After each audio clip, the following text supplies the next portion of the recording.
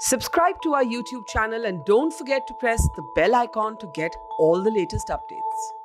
Hello and welcome to all of our viewers. We are going to introduce two very special guests in a moment from now. Serious Men, an adaptation of Manu Joseph's book by the same name, has released to critical acclaim. It also, by coincidence, has a very, very contemporary resonance because given what's just happened in Hathras, caste and class are at the forefront of our public conversation. Serious Men chronicles the story of a protagonist, a Dalit, a Tamilian, who wants to break free from the stranglehold of both caste and poverty and will stop at nothing to do it. Nawazuddin Siddiqui essays the main role, and Serious Men has been made by acclaimed filmmaker Sudhir Mishra.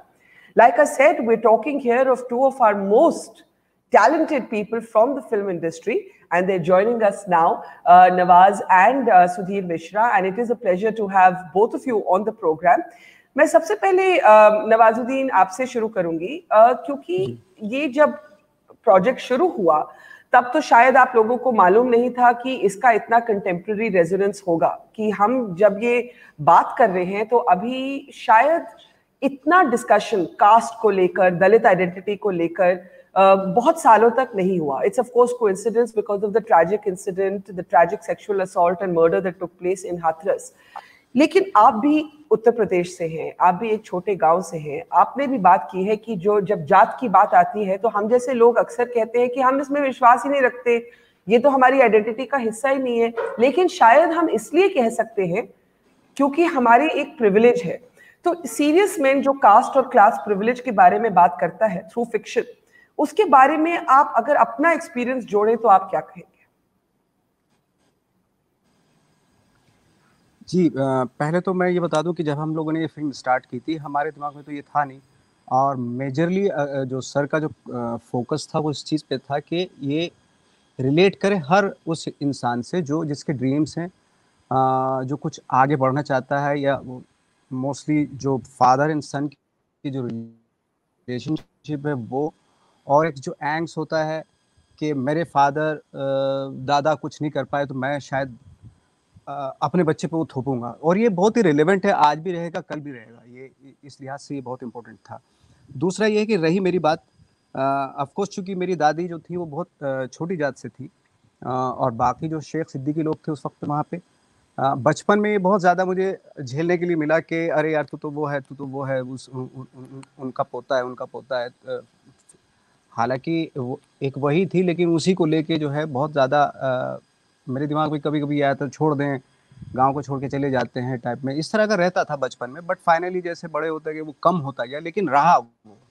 ये उसके बारे में आपकी याददाश्त क्या है? मैं मानती हूँ आपने जो बोला कि जब सुधीर और आपने ये प्रोजेक्ट शुरू किया तब इतना कंटेम्प्रेरी और शायद इतना लाइव इशू ये नहीं था, लेकिन आपने बात की अपनी ग्रैंडमदर की, और आपने ये भी शायद बोला है कि इसमें वेल्थ का कोई लेना देना नहीं है. In other words, class does not cancel cast.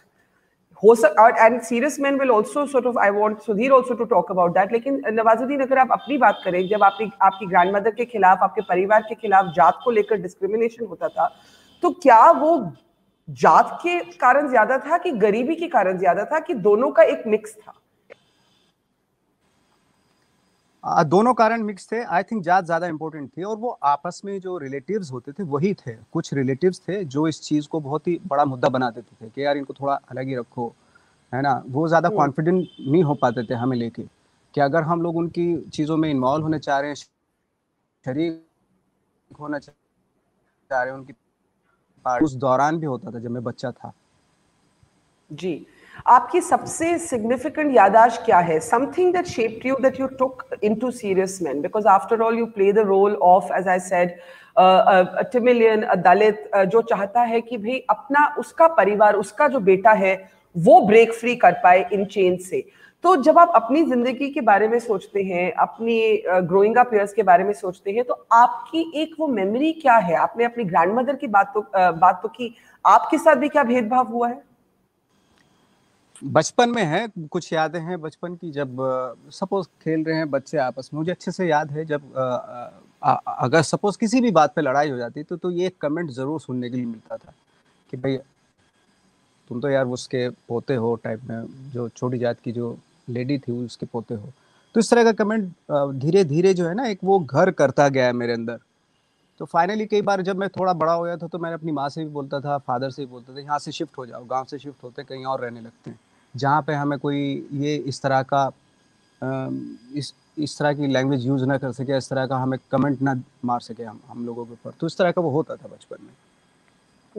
I think यही एक रीजन भी था जिसकी वजह से मेरे अंदर मुझे लगा कि मैं अब कुछ अलग करके दिखाऊंगा, कुछ हट के कुछ ऐसा करूंगा ताकि ये जो थोपा गया है, थोप रखा है हमारे ऊपर के, ये खत्म हो जाए।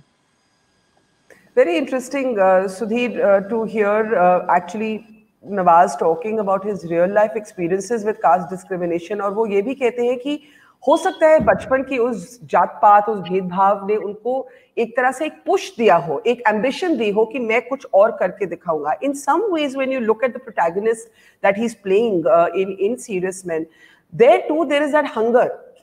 हम ये जो पुरानी entrenched chains हैं, we're going to break free from them. Sudhir, again, I'll ask you the same question. Dalit identity is a very live topic today. Perhaps it was not when you started the project, but today when you see everything that's happening, you hear Nawazuddin talking कि उनके साथ क्या हुआ असली जिंदगी में. How do you look at the issues of Dalit identity? और मैं फिर कहूंगी कि एक यूटोपियन ड्रीम है जिसमें हम कहना चाहते हैं कि हम जात में विश्वास नहीं करते, लेकिन शायद वही लोग वो कह सकते हैं जिन्होंने कभी कास्ट के बेसिस पर डिस्क्रिमिनेशन ना महसूस किया.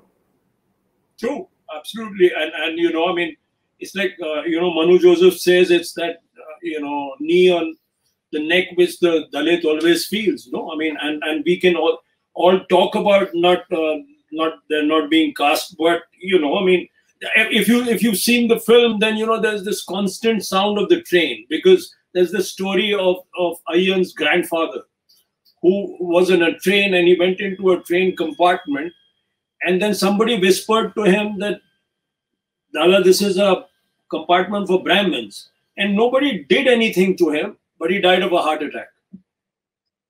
And that memory stays with Ayyan. So now Ayyan is in Mumbai, and he's, you know, I mean, the metro, the big city kind of, in a sense, you know, makes it easier, because in a Bombay local, you don't know who's who when you're sitting in a restaurant, whose plate you're eating to. It kind of, the big city, the metro, the, you know, kind of, you know, I mean, makes it easier to be a Dalit, let's say, but that memory remains, and that discrimination remains, and we all know that in private companies, you know, that discrimination occurs. That you know, as I made a film in '91, you know, called Dharavi, that the main protagonist was called Rajkaran Yadav. So I guess in '91, if a Sudhir Mishra had done something to a Dalit in UP, I also come from Lucknow, maybe nothing would have happened to Sudhir Mishra. Today, there has been a resurgence of identity.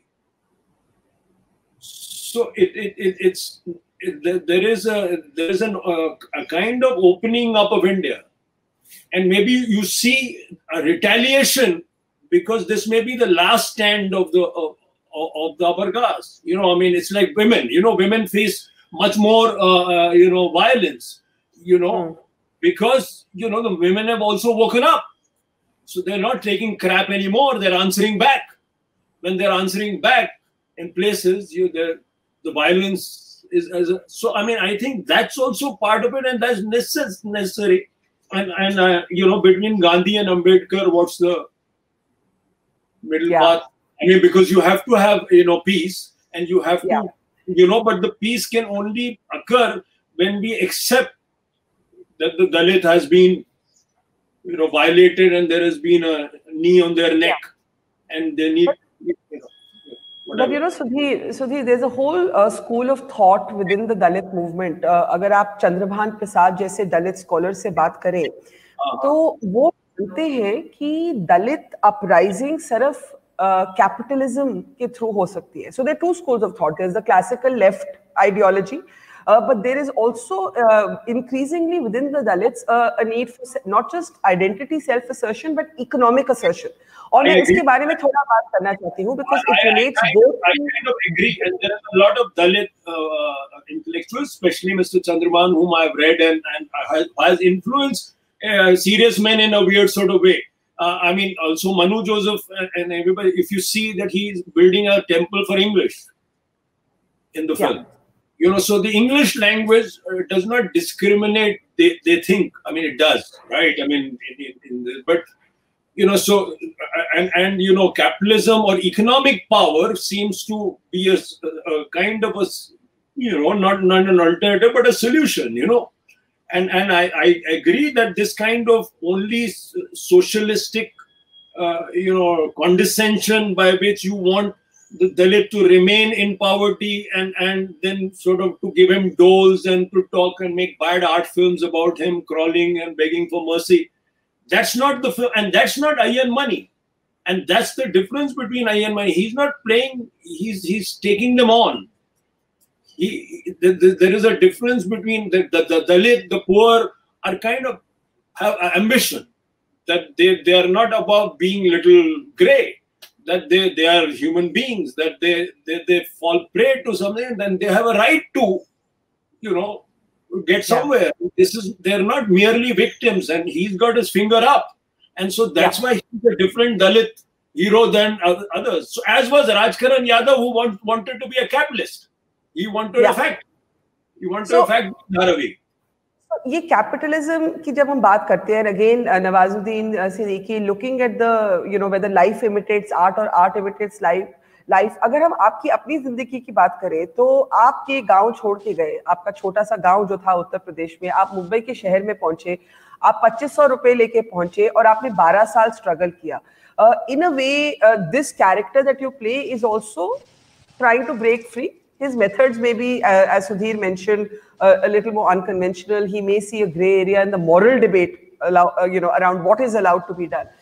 अगर आप अपनी जिंदगी की बात करें, did you find कि वो जो आप छोड़ना चाहते थे, क्योंकि आपने कहा कि हो सकता है वो जात पात ने आपको एक धक्का दिया हो कि मैं एक नई जिंदगी बनाऊंगा, आप जब मुंबई पहुंचे और वो 12 साल आपने स्ट्रगल किया, आपको किस किस तरह का डिस्क्रिमिनेशन फेस करना पड़ा, and did you leave caste behind? क्योंकि एक सोच होती है कि गांव छोड़ के शहर में आ जाओ तो जात पीछे रह जाती है, भेदभाव पीछे रह जाता है, but as Serious Man shows that does not necessarily happen at all.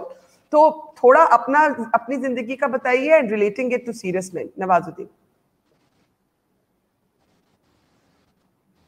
जब मुंबई आया तो वहां पे इतना, मतलब वहां पे बिल्कुल ना के बराबर था. इंडस्ट्री में इन सब चीजों पे आई थिंक मायने नहीं रखता. हाँ, इंडस्ट्री में एक जरूर चीज पे फोकस किया जाता है, मतलब कलर डिस्क्रिमिनेशन पे बहुत जरूर वो होता है कि अगर आप देखें तो हीरो या हीरोइन हमारे उसके कलर फेयर होना बहुत जरूरी है, क्योंकि वो इसलिए क्योंकि एक्सेप्टेंस जो है सोसाइटी में उन्हीं हीरोज की होती है जो फेयर टॉल और वो होते हैं.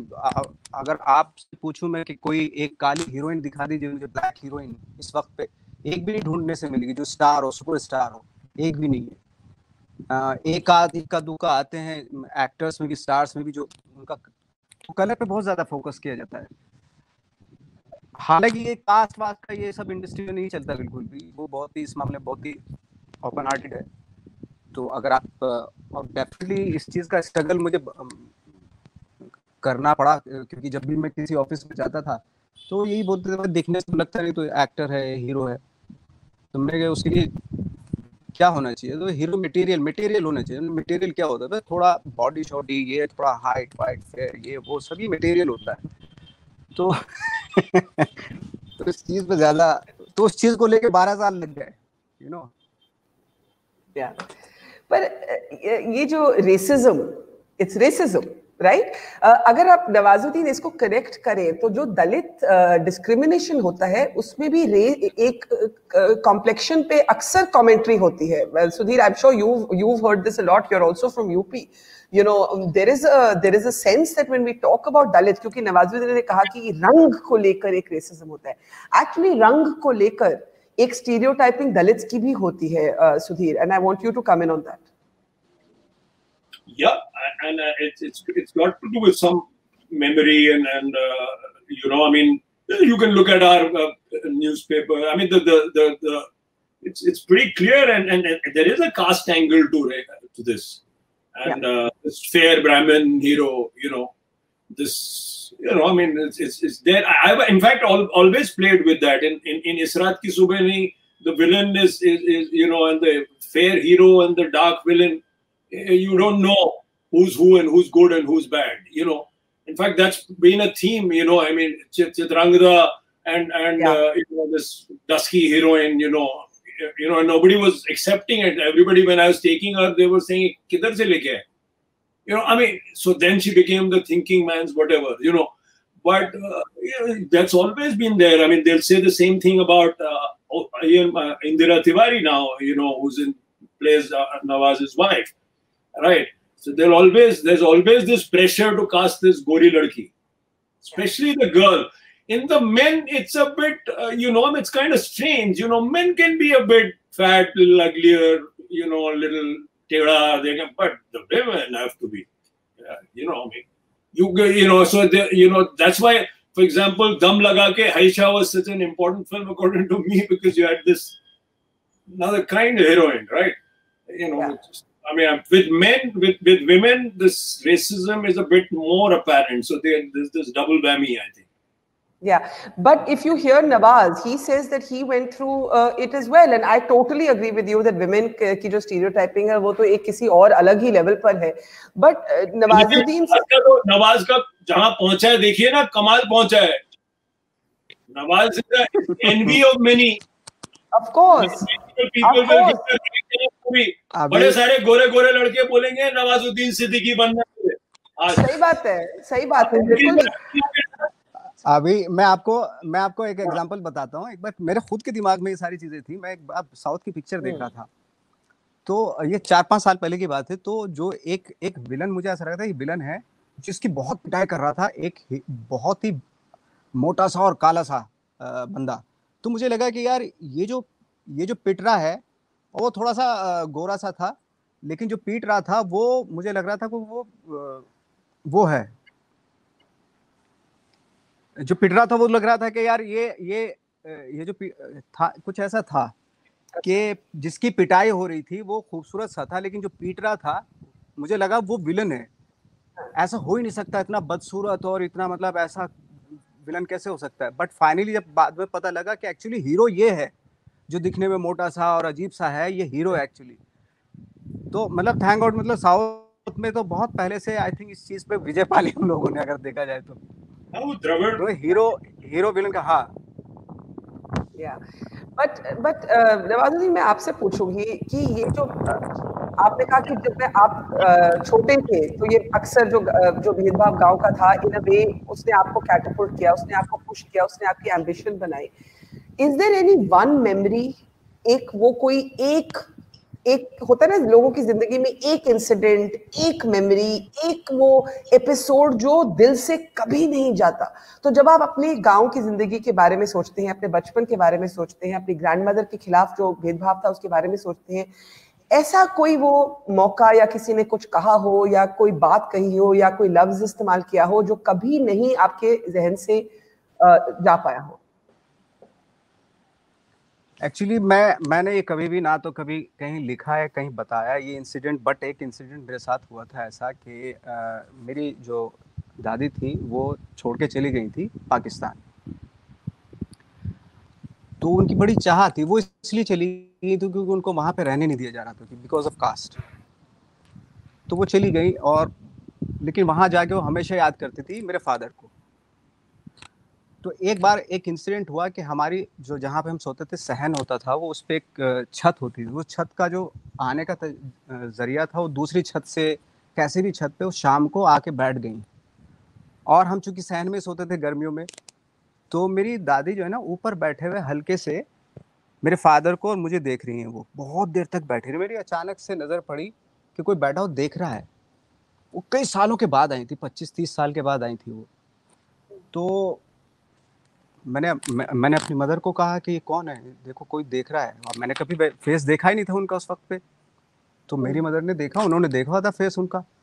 मेरी मदर ने कहा, तो दादी है तेरी, और झट से वो ऊपर गए, उनको लेके आए, लेकिन वो आए नहीं कि नहीं नहीं, वो जो बेटा है ना मेरा, जो मेरे फादर हैं, वो गुस्सा हो जाएगा।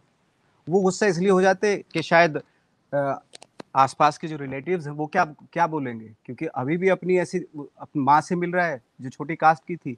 बट फादर जो थे छुप के, वो वापस जाने वाली थी पाकिस्तान, तो एक दिन छुप के वो फादर जो है उनसे मिल के आए, लेकिन किसी को नहीं बताया, सिर्फ हमें ही बताया था उन्होंने।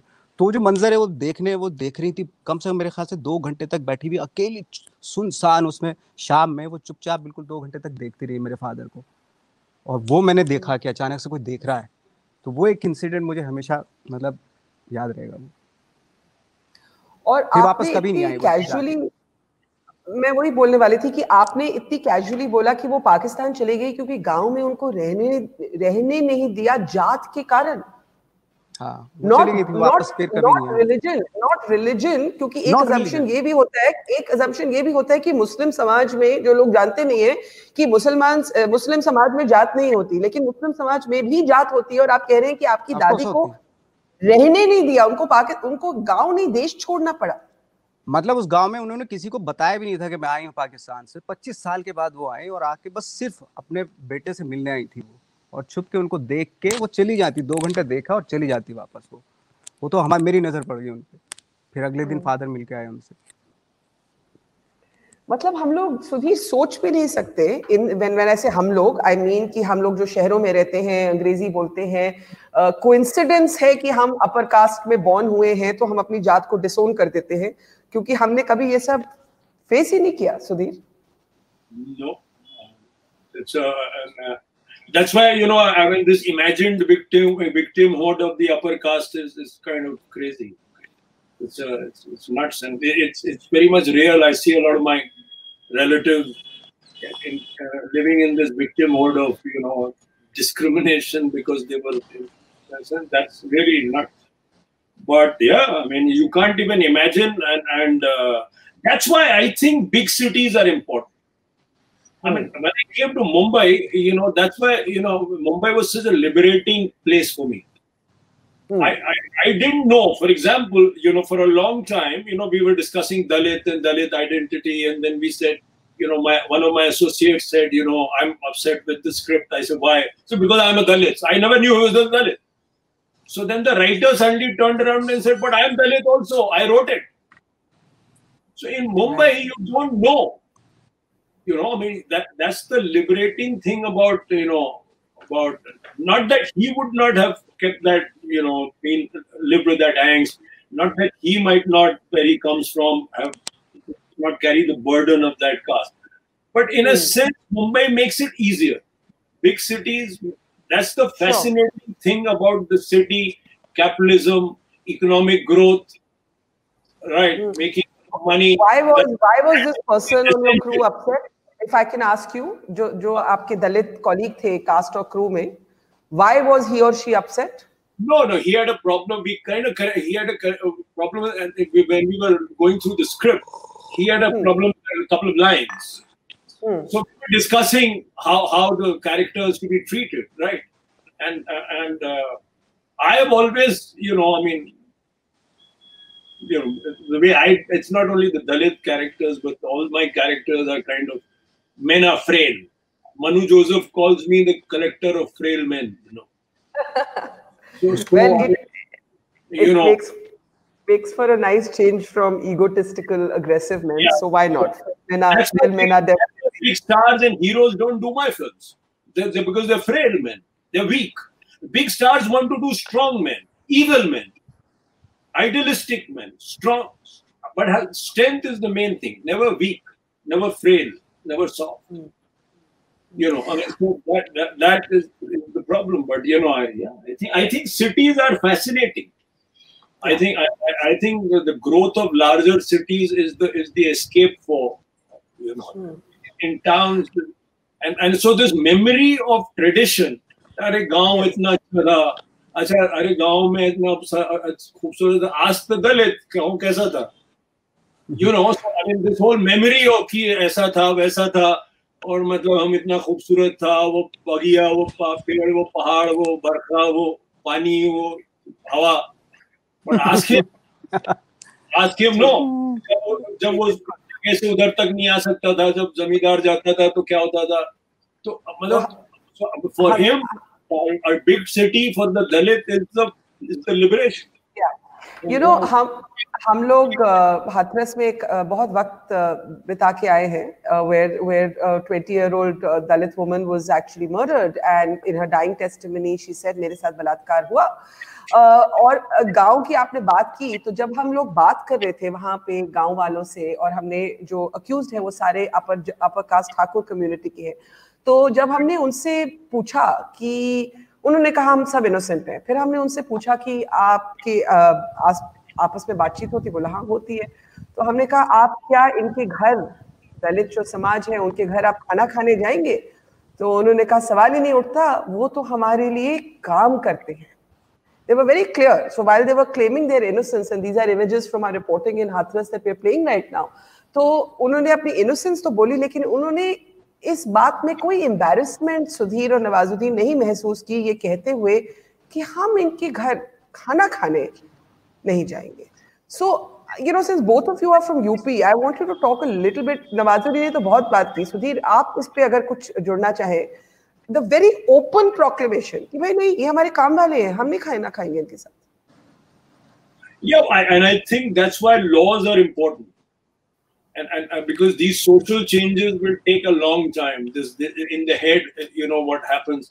I mean, Lincoln once said that you know it's not important whether the white and black marry each other or not at the moment, but you know that the blacks, the African Americans have the same rights, that they have equal opportunity, that by law it'll make a lot of things are illegal, because it would take a long time to you know, for things to change.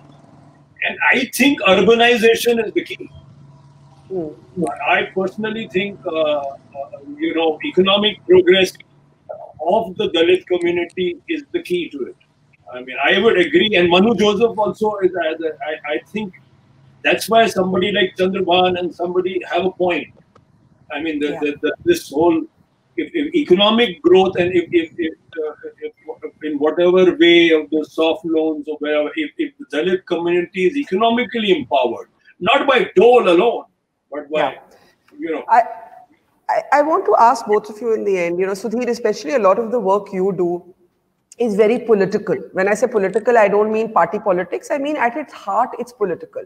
And Nawazuddin, आप भी जो roles एक तरह से ऐसे करते हैं, वो बहुत ही एक, you know, they're always rooted in a very real backdrop. हम आज एक ऐसे माहौल में हैं जहाँ पर हर चीज जज होती है, हर चीज डायसेक्ट होती है। शायद फिल्म इंडस्ट्री इस तरह से कभी अटैक के अंडर नहीं आई जैसे आज है फ्रॉम चैनल। कुछ महीने लगे and then producers united to take news anchors to court.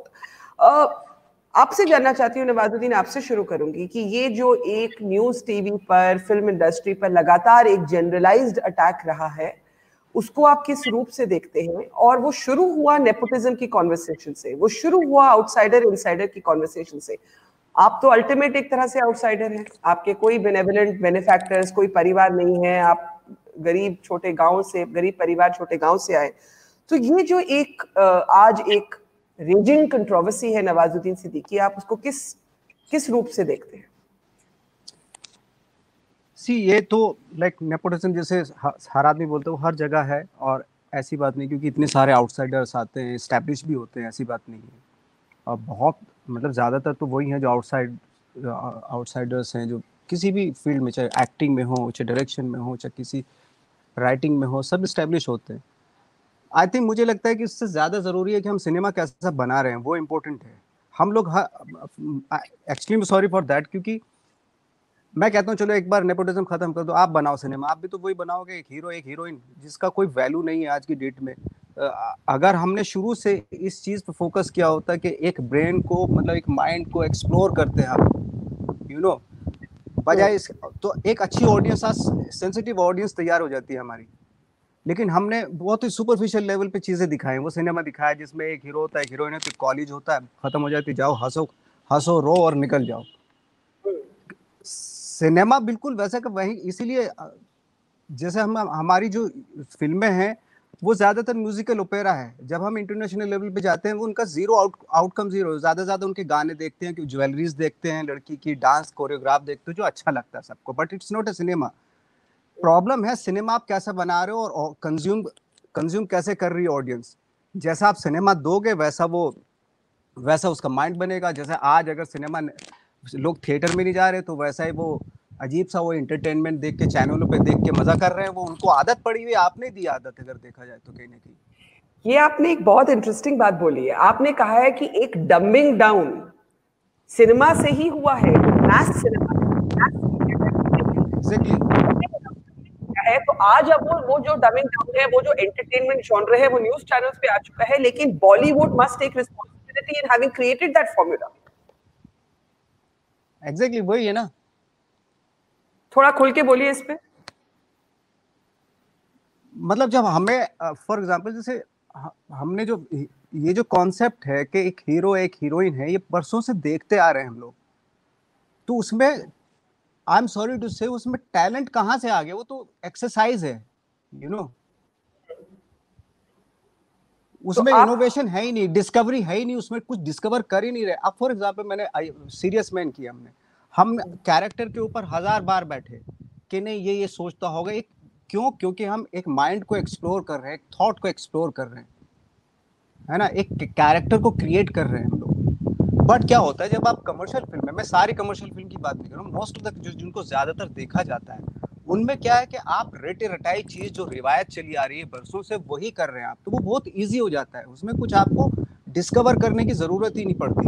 No, एक पैटर्न बना हुआ है, डायलॉग बोलने का भी एक पैटर्न बना हुआ है, डांस करने का भी एक पैटर्न बना हुआ है, और एक हीरो का भी एक पैटर्न बना हुआ है।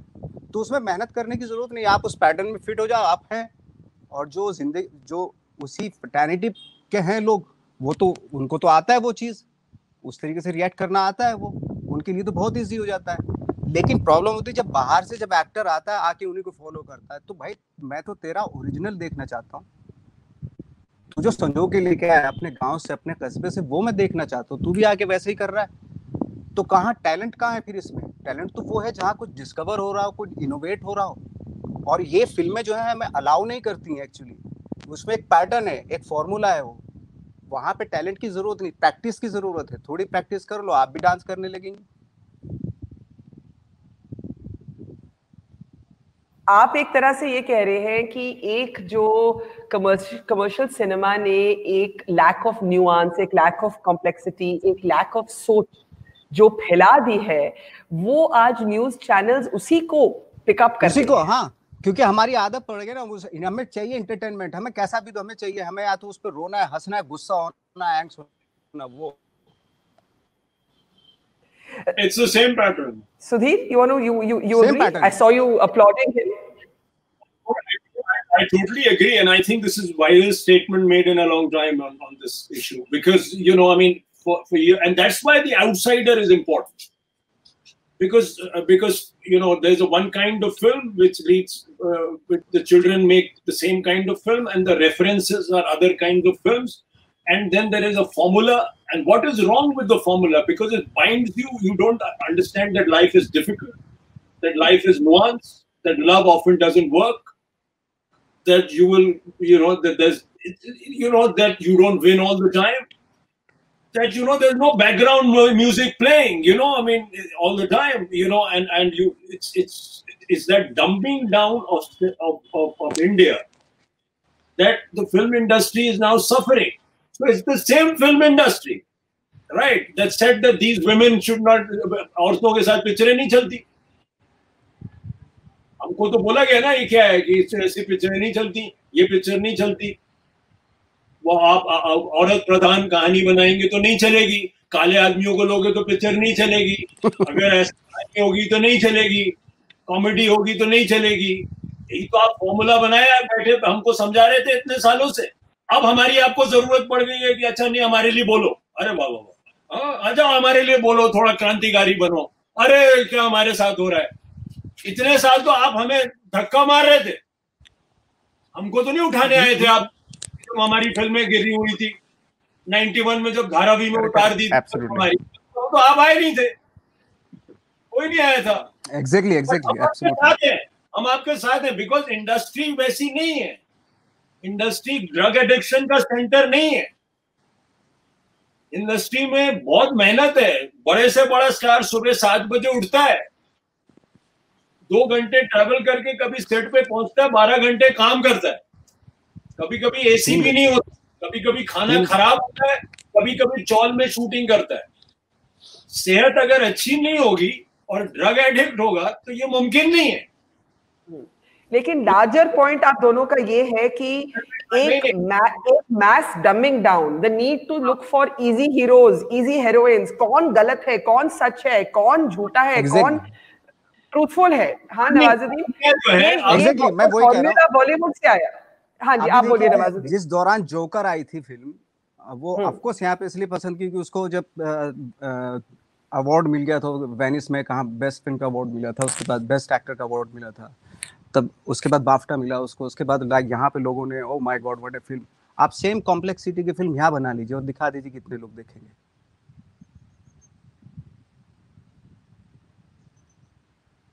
नहीं देखेंगे. See the point is you have made, like Nawaz, you made the audience kind of, there's only one kind of film, so they had only one kind of response, there was only one kind of rhythm, there was only one kind of filmmaking, there was only a musical.